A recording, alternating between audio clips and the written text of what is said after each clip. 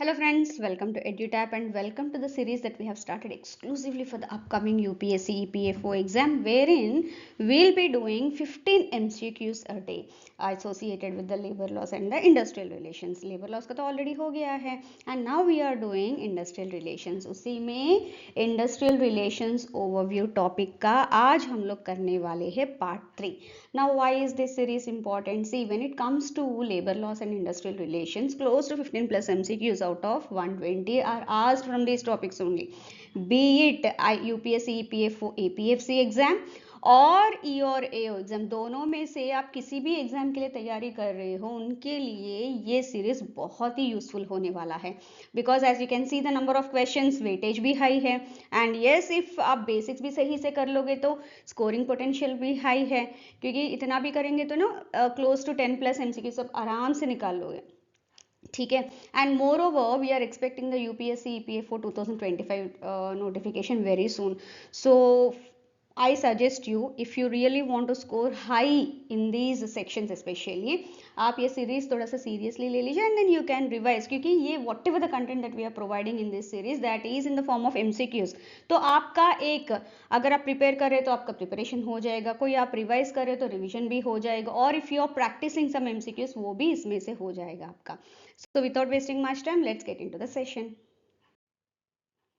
So coming to the first question, earlier session हमने क्लोज किया था with human resource management and human resource development के साथ, राइट? उसमें हमने किया था उनके डिफरेंसेस क्या है, सिमिलैरिटीज क्या है, how they are impacting the industrial relations, right? So in this हम लोग, क्योंकि हमने एक और देखा था डिफरेंसेस बहुत ज्यादा. Now I want you to tell me what is the underlying commonality between HRM और एचआरडी एंड इंडस्ट्रियल रिलेशंस, क्योंकि whatever might be their objectives, but on the whole उनका एक common motive as you can say of human resource, be it management or development, एक है, and that is nothing but the emphasis on the employee centric concerns.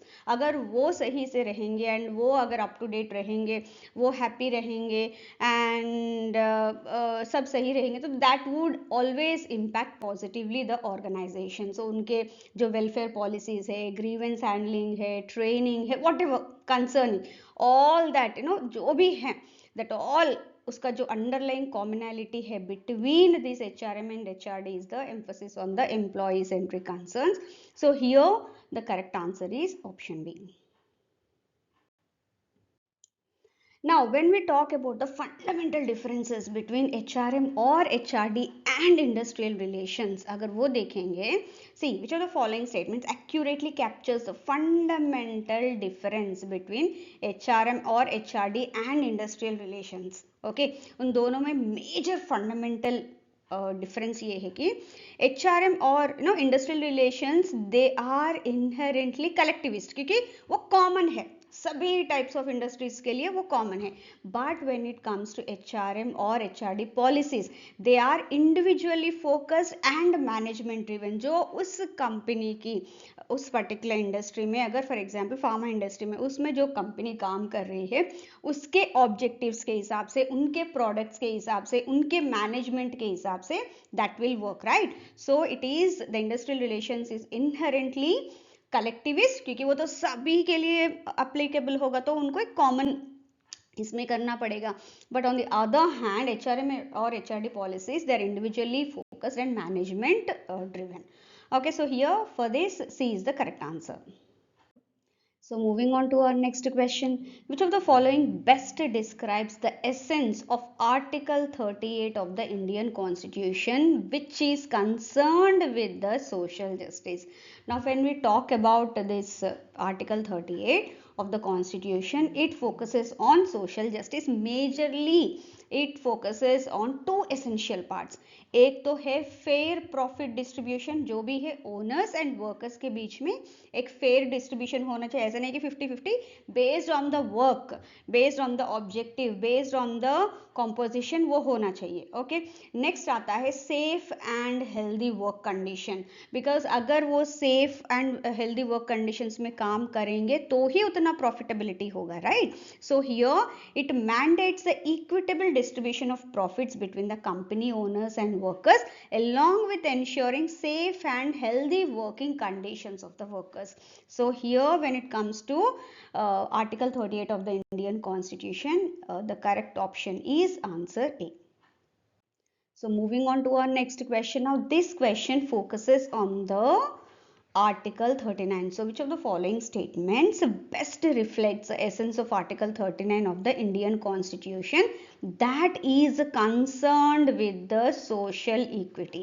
So बहुत सारे social groups हैं India में, as we all know. So उनका एक equality जो आती है, and no that, or you can say that the principle, okay, that is imposed, that is based on the Article 39 of our Indian Constitution, wherein it focuses on the equality among different groups which are without कोई difference नहीं होगा, rich, poor, religious group, old, young, based on castes, okay, and there should not be any unfair treatment based on any of these discrimination factors. So this labor legislation mainly aims at maintaining harmony and discipline in industry, so that overall the growth of that industry would promote to the national economy. So in this case, it ensures equality among different social groups and prohibits discrimination in wages, opportunities, benefits based on this discrimination, gender based ho, caste based ho, group based ho, all this. So here for this Article 39, which focuses on social equity, B is the correct answer. So moving on to our next question, with reference to labor legislation. See, in India, various laws are there when it comes to the labor to regulate and protect the rights of the workers. Now, all these laws, they can be broadly classified into 5 major categories. उन्हीं categories के basis पे ये question frame किया गया है. Okay, so with reference to the labor legislations in India, consider the following statements. Which of the following statements given is or are correct? Let's have a look at the statement. So सबसे पहले आता है regulatory legislations. Let's look at the statement, what it has to say. Regulatory legislations establish rules and guidelines to ensure fairness and proper treatment in the workplace. So it guides for the or it regulates the overall work environment, because वो सही रहेगा तो then they'll be able to contribute properly. So yes, this is very much true. Next आता है wage related legislations. Focus on fair compensation and wage related matters for work day, so that जो भी उनके requirement related to lead a a dignified life and wages based on the work that they are doing. Yes, this is also very much true. Third आता है welfare legislations. It provides facilities and amenities to improve workers' well-being beyond their basic needs. जो basic needs के अलावा कुछ और है, उनको किस तरह से वो दे सकते हैं, that they have highlighted here. Next comes the protective legislation. Now this is primarily concerned with ensuring financial security for workers during illness, disability or old age. Now this is actually this law majorly aims to safeguard the workers from unfair practices, exploitation or unjust treatment by employers, not for the future protection, for the current protection during their as part of the work environment management. So here this is false. So here 1, 2, 3 statements are true. So here A is the correct option. Coming to the next question. According to John Dunlop's system of model of industrial relations, which of the following correctly represents a tripartite structure of the system? Now when we started industrial relations overview, we have gone through one topic. एक topic पे हमने किया था the mechanism, right, of industrial relation, bipartite, tripartite, right. So उसमें हमने देखा था कि एक tripartite एक ऐसा system है जहाँ पे 3 major factors आते हैं. एक तो the employer himself, employees and एक third party भी रहेगा. In majority of the cases it would be the government itself or the government agencies, so that कुछ भी problem होता है कि तो एक amicable environment में वो justification या decision ले सके. Okay, so on the same principle this is formulated on the same tripartite agreement. So here when it comes to the tripartite structure of the system in industrial relations. It focuses on the employers, the management, workers and their organizations, like कोई trade union है तो वो, and government agencies which regulating the industrial relations. So here D is the correct answer. For example, एक hospital है, okay, so medical field, nurses and doctors का अपना एक association है, like an union, and management एक है ना, उन दोनों में कुछ कॉन्फ्लिक्ट हुआ है, वॉट एवर बाइट भी कुछ पेशेंट केयर के रिलेटेड होके, नाउ द कॉन्फ्लिक्ट तो आ गया है, now each one they are putting forth their own explanations and वो आर्ग्यूमेंट्स ऑल. सो यहाँ पे कुछ अगर सही से डिस्प्यूट को रिजॉल्व करना है ना amicably, so third party should be there. So here comes the role of the government or the government agencies which can intervene and get this resolved. So here as we can see, three primary actors you can say there are. One, the employees, here in this case जो हमने example दिया है उसमें है nurses and doctors, the management जो hospital जिनका भी है, एंड थर्ड द जो गवर्नमेंट है या government agency. Okay, yes. So moving on to our next question. Consider the following statements regarding the unitary perspective in industrial relations. Which of the statements given below is or are correct? Now when we talk about the perspective of industrial relations, there are various perspectives. Okay, one of that is the unitary perspective. Now what does the unitary perspective says? Basically मैं कुछ important points highlight करूँगी यहाँ पे. They say that enterprise, the organization or the enterprise itself is a social system or a unitary organization, एक single unit है, that is made up of management, workers, etc. Okay, and all of them have the common objectives. Okay, so that they can achieve high efficiency and high profits that would ultimately benefit all, and hence there exists no conflict. Actually conflict hota hi nahi hai. So let's have a look at the statement. It views enterprise as a harmonious social system where management and workers share common objectives, eliminating the need for conflict. Yes, this is very much true when it comes to the unitary method of perspective in industrial relations. It considers trade unions unnecessary as they arise from misunderstandings rather than genuine worker management conflicts. This is also very much true. Actually, they say that unions की कोई ज़रूरत ही नहीं है when we are all working towards one objective, towards one goal, and when we are all working towards the benefit of the organization, there is no question of conflicts that are arising, even if conflicts are arising or misunderstanding की वजह से, and they view them as negative concerns. Okay, it acknowledges power imbalances between the workers and management and suggests mechanisms to address them. This is very much false because as per this unitary method, they say that the management and the state, they are rational. Okay, अगर कुछ भी गलत हुआ है or the actions and beliefs of the workers, if they are conflicting with the management and the state, if any such thing is happening, any conflict, that is completely irrational, उसका कोई मतलब ही नहीं है. This is what unitary method has to say, unitary perspective has to say. Okay, so this is false. It assumes that all actions of the management and state are rational, while conflicting worker actions are seen as irrational. So this is very much true. This is what the unitary perspective has to say. So there are many disadvantages of this. एक तो है सबसे बड़ा drawback है power imbalances. They are completely ignored. They say that everything, whatever that is decided by the management and the state, that is in this case the third party government, everything is correct. अगर कुछ गलत हो रहा है, even if a conflict is arising, that is because of the mismanagement or the irrationality of the workers themselves. Okay. दूसरा है negative view of the conflict. They never see the any conflict as a stepping stone or something that can be used for strengthening the bond between the employers and the employees. Rather, they look at them as a negative force. And third drawback is the lack of proposal for identifying any common interest. Okay, they say that these are the interests जो हमने बोला है, and the objectives that they have to follow. There is no room for any discussion also. So here in this case only 1, 2 and 4 are the correct options. So A is the correct answer. Now अभी हमने unitary perspective देखा है. Now let's have a look at the pluralist perspective. Consider the following statements regarding the pluralist theory in industrial relations. Which of the following statements given below, that is or are correct? So first statement says the pluralist theory acknowledges that conflict is a natural and inevitable part of an organization due to the presence of diverse interests.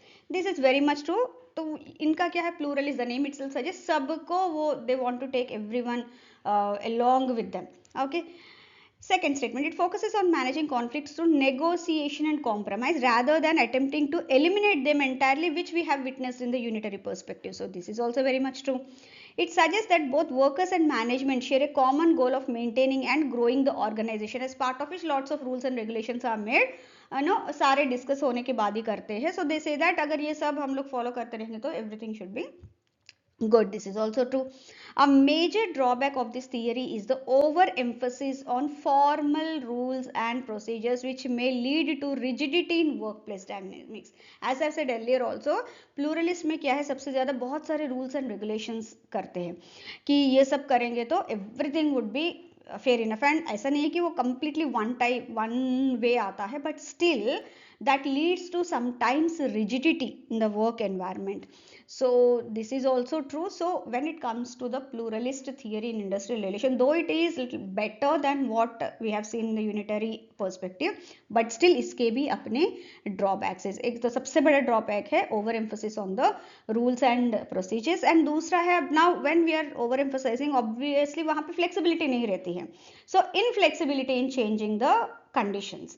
So as the workplace evolve, a rigid adherence to whatever the established rules that are there, sometimes that might not effectively address the emerging challenges जो नए नए आ रहे हैं. So that might impact the work environment there. So here in this case all these options are true. So it is C, that is the correct answer.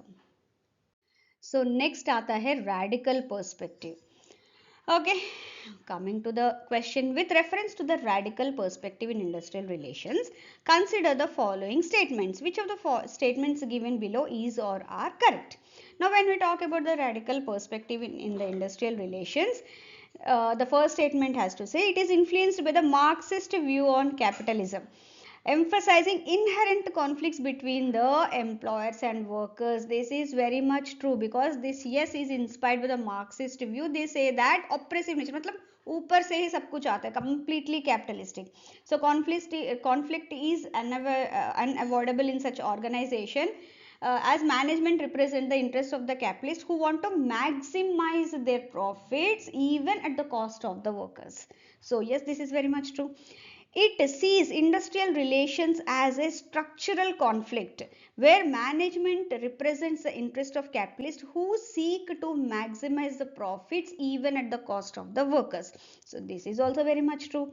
The radical perspective suggests that organizations are neutral entities that balance the interest of both employers and workers. बिल्कुल contradictory है second statement के साथ. जब हम लोग बोल रहे हैं कि second statement true है तो obviously this has to be false. And yes, this is a false statement because radical perspective में they always look at ऊपर से नीचे आना, मतलब everything has to come down from the top to bottom when it comes to the interest or the objectives or the when it the outcome that what they're expecting from that organization, that will come from the top itself. So कई बार ऐसा होता है कि poor working conditions होते हैं, low wages होते हैं, all this.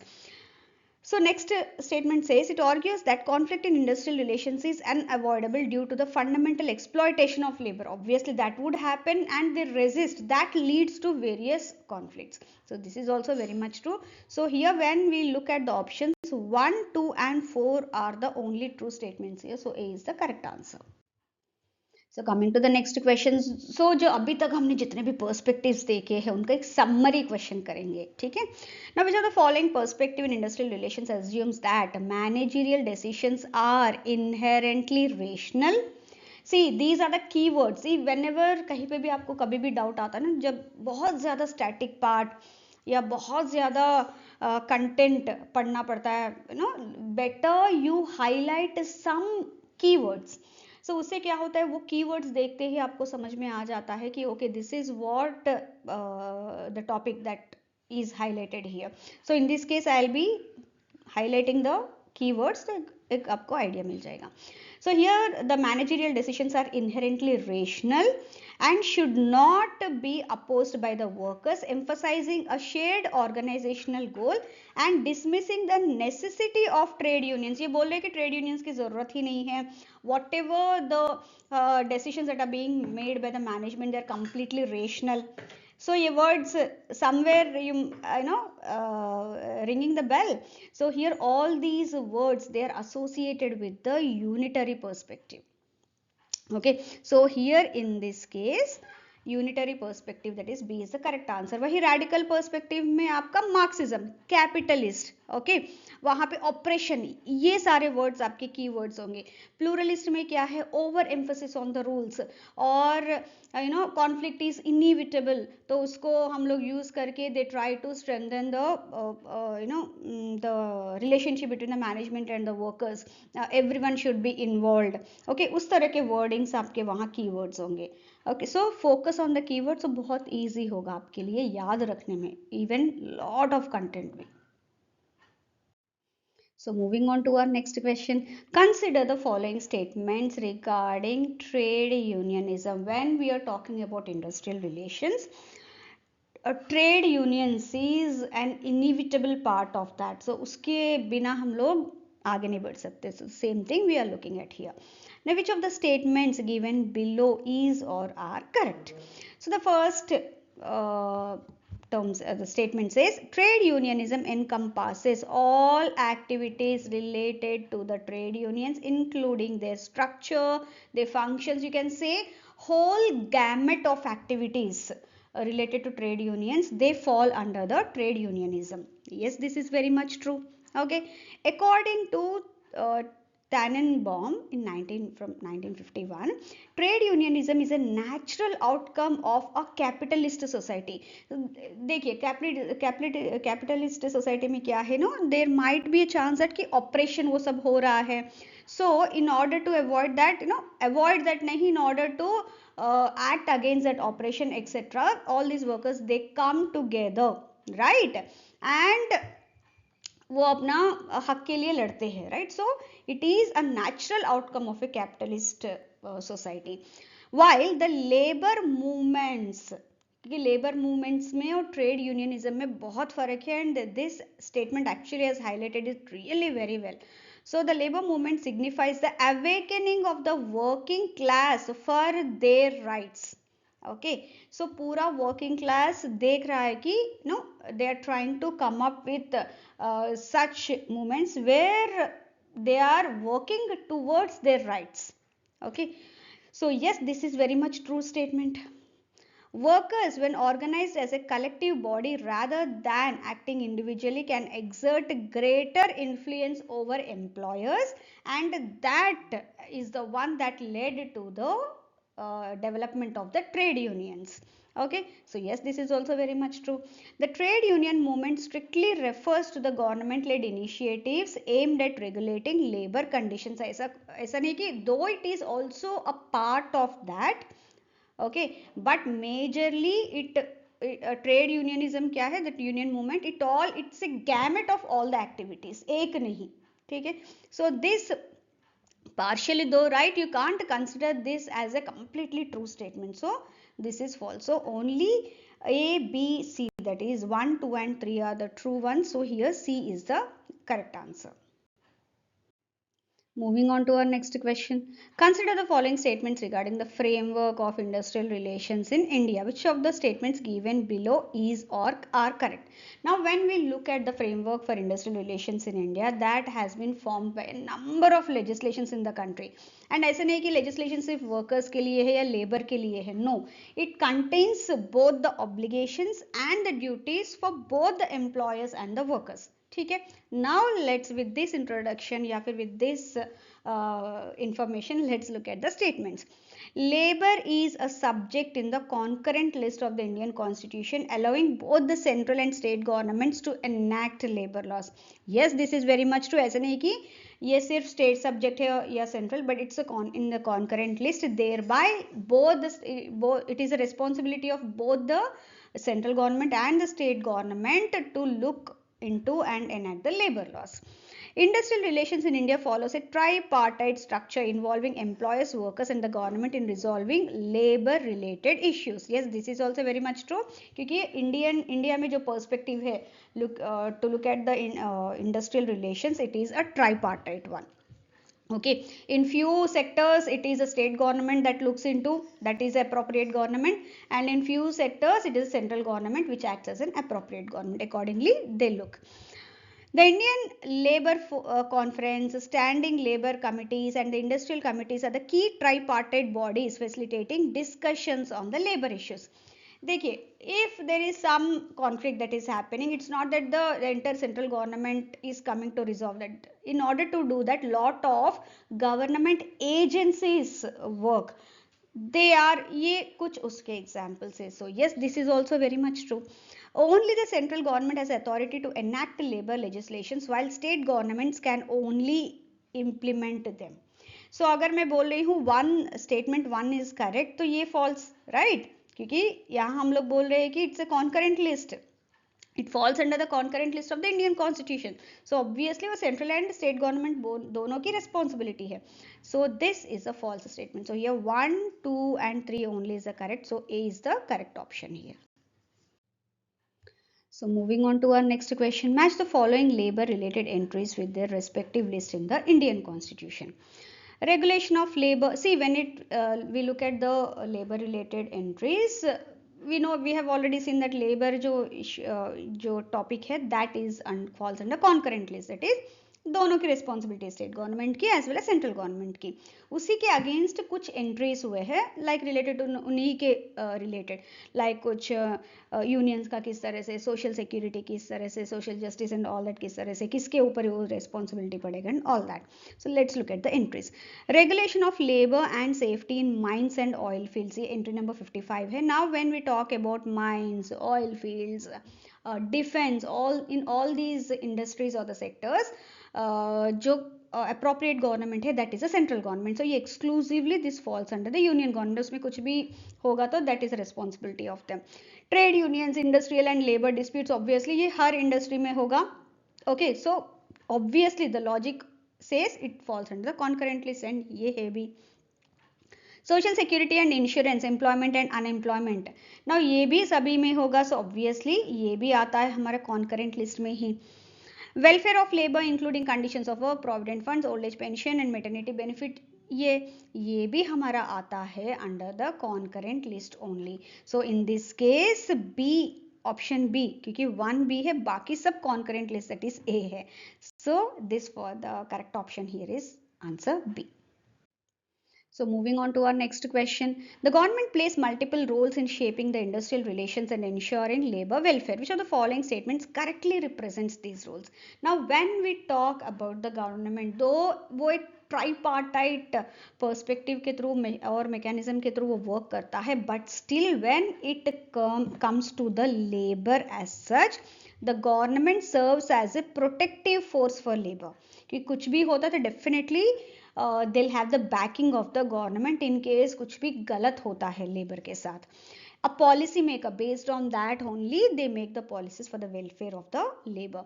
An employer, when it comes to the public sector enterprises, obviously जो public sector enterprises है, for them the government वही देखता है क्योंकि गवर्नमेंट एंटरप्राइजेस है, so it becomes an employer there. And a provider of social security initiatives, जितने भी social security initiatives है लाइक मैटरनिटी बेनिफिट हो गया, कुछ हेल्थ बेनिफिट हो गया, कुछ पेंशन बेनिफिट हो गया, all that would be the provider the government itself. So it serves as all these.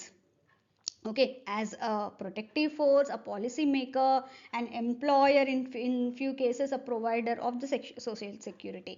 So in this case C is the correct option when we talk about the roles, multiple roles that are played by the government in shaping the industrial relations and ensuring the labor welfare.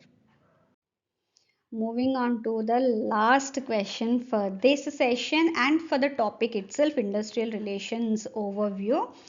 ठीक है. The labor administration machinery in India is overseen by the Ministry of Labor and Employment, which operates through multiple offices and autonomous organizations. Which of the following statements accurately reflect its structure? See, when we talk about this labor administration machinery in India, yes, labor ministry एक है, Ministry of Labor and Employment. उसके under 4 attached officers, and besides that there are 10 subordinate officers as well. Okay and उसमें आते हैं directorate general of mines safety Dhanbad and officers of the welfare commissioner in 9 cities in India. वो सारे इसी के under आते हैं. तो 1 जो सबऑर्डिनेट ऑफिसर्स के बारे में जब बात करते हैं, and the 4 autonomous organisations that fall under this is, 1 तो है ESIC, that is employ state insurance corporation. दूसरा है employ provident fund organisation. Okay, तीसरा है VV Giri national labour institute. Okay, और 4th वन है the central board for workers education.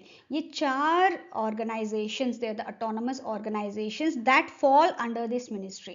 And 10 क्या है, मैंने ऑलरेडी बताया है कि 10 subordinate officers that includes the Directorate General of Mines Safety Dhanbad and offices of the welfare commissioners, जो 9 officers in other cities. So here the Directorate General of Mine Safety and Welfare Commissioners offices are among the 10 subordinate offices under this ministry. Has no subordinate offices. This is false statement. The Central Board for Workers Education functions under the direct control. No, क्योंकि ये autonomous organization है under the Ministry of Labor and Employment. So this is false. Employee State Insurance Corporation and Employees Provident Fund Organization are directly managed by the Office of the Welfare Commissioners. No, this falls under the autonomous organizations, again under the Ministry of Labor and Employment only. So ये भी false. So here B is the correct answer. So friends, hope you have liked this session. So before winding up, I have a small announcement. See, currently EduTap is offering 3 major courses for all those who are targeting the upcoming UPSC EPFO 2025 examination for both APFC and EO or AO examination. See, the 3 courses that are being offered, उसमें है सबसे पहला आता है हमारा master course. ये उन बच्चों के लिए हेल्पफुल रहेगा जो बिल्कुल अभी प्रिपरेशन स्टार्ट किया है and they are looking out for something where सब कंटेंट एक ही जगह पे मिल जाए सारे सब्जेक्ट्स का.